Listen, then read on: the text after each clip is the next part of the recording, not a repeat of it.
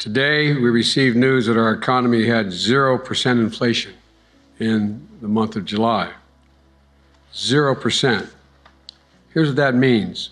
While the price of some things went up last month, the price of other things went down by the same amount.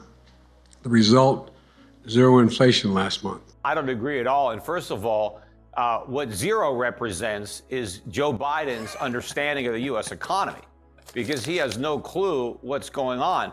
You can't brag about the fact that we had one lone month where high prices didn't get any higher. It's not like they went down, they just didn't go up. But if people were struggling with high prices, their struggle didn't get any easier in the month of July. It remained the same.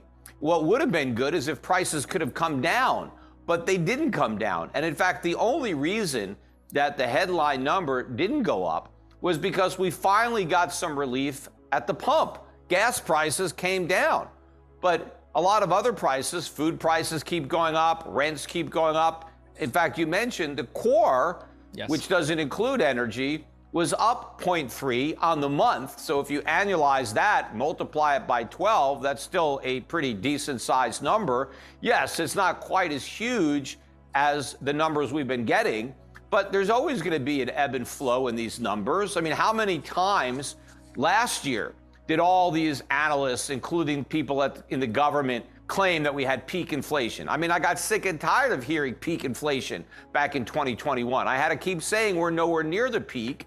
And the same thing applies today. Yes, we may have hit a temporary peak. Maybe it'll take a few more months before we see a year-over-year increase that's higher than the 9.1 that we got in June.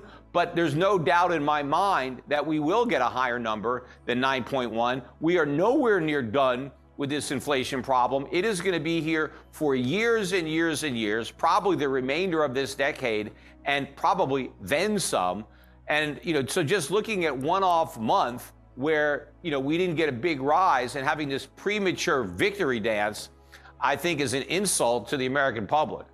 As they keep telling us, this is a very unique recession. In fact, most people don't even want to admit that we have one. But, look at the recessions of the 1970s. You had rising prices there, during stagflation, and that's what my forecast is. Remember, last year, I was predicting the U.S. economy would be in recession in the first half of 2022, and very few people had that right. But I also predicted that inflation wasn't transitory, that it would get stronger as the economy got weaker, and that is exactly what happened. Now, the reason that I believe that inflation is going to kick into a higher gear as this recession that we are in gets worse is because I believe Powell is going to pivot ultimately, and he is going to give up his fight against inflation in order to fight a different foe, and that is going to be a recession and rising unemployment and potentially a financial crisis, either one that has already happened or one that is rapidly approaching. And so I think Powell is going to choose what he believes to be the lesser of the two evils, and I think he's going to pick fighting recession and propping up financial markets and monetizing government debt so the Treasury doesn't have to default. I think the Fed is going to pick that over inflation. And so unlike the pivot that we got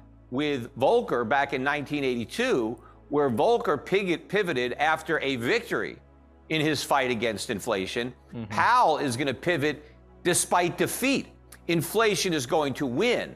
And so when we go back to 0% interest rates or whatever we do, and when we go to QE5, which is going to be launched, I don't think the Fed is going to shrink its balance sheet very much. It's going to shrink it less than it did last time it tried to do it, which is an impossible task given the bubble that it's inflated. I think when the Fed goes back to stimulus and creating inflation, when inflation is maybe double or triple or quadruple that 2% target, the markets are going to react very differently than how they reacted in the past. Because in the past, the Fed was able to justify all this cheap money because they said we don't have enough inflation. We're still below target. Well, when they go back to this stimulus, when inflation is triple or more their target, the markets aren't going to buy it. And so I think all the inflation that they are going to have to create in order to stimulate the economy out of this recession is going to ignite a powder keg.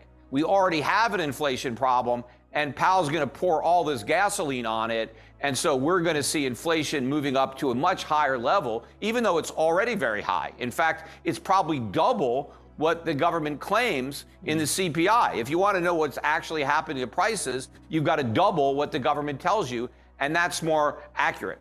We can't have a soft landing because a soft landing means we avoid recession. So by that definition, we've already crashed. I'm not going to change the meaning of a word just to deny that we're not in something that we're in.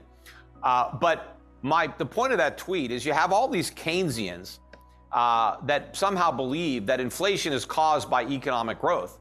They also think it's caused by too many people working. They think there's a trade-off between unemployment and inflation. They think if there's not enough people unemployed, you're going to have more inflation. And the way to get rid of inflation is to put people out of work.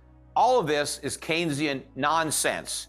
Inflation is not caused by the private sector. It's not caused by growth. It's not caused by people working. The only people working that cause inflation are the people at the Fed who are running the printing presses or pushing all the buttons that are creating all the money. That's where inflation comes from. And they create inflation in order to monetize U.S. government debt. So the federal government runs a big budget deficit. The Federal Reserve prints up money to buy those bonds, and that inflation enters the economy. It's got nothing to do with growth or people working. As a matter of fact, in a real economy, the stronger the growth, the lower prices. Because what is economic growth? It means increased output. It means more goods and services are being produced. Well, if you increase the supply of something, then you decrease the price. So a productive economy that's producing more stuff means that the price of that stuff is lower. The same thing with people working. If more people are employed productively, their productive output is increasing the supply of goods and services, keeping the prices down. If you slow down real economic growth, if you force people out of work, you're going to have less supply. We're not going to make as much stuff. We're not going to be offering as many services. And so therefore, the prices of those goods and services, all else being equal, are going to go up. Supply creates demand. So if people are producing and putting goods and services into the economy, well, now they have the ability to share in that production. They've earned money helping to create stuff, and now they could spend that money to buy the stuff that they created. And so the demand that comes from real production doesn't cause prices to go up. The only kind of demand that causes prices to go up is when the government just prints money and gives it to people. And so that money is not a function of production. People didn't earn that money producing. They just were sent the money by the government. I mean, that's what happened during COVID to a huge degree. You had people who had jobs and were working to help make stuff. They went home. They weren't working at all. They weren't making anything. But now the government sent them money. They weren't earning money because they worked. They were being paid not to work. But the worst part about it was many people were paid 2 or 3 times not to work than what they earned when they were working. So now these people who weren't working at all had all this money to go and buy stuff, but they didn't help produce any stuff. That's what pushed up prices, because you had all this fake demand and no supply. You see, the proper monetary policy response to the pandemic, if everybody was going to stop working, the Fed should have shrunk the money supply, not expanded it. The U.S. government should have cut spending, not spent more. That would have balanced out supply and demand. But instead, we had the worst combination of monetary and fiscal policy probably in the history of the country in the face of collapsing supply. And so we're experiencing now, I think, just the beginning of those consequences. We've got a long way to go, which is why the idea that inflation has peaked is nonsense.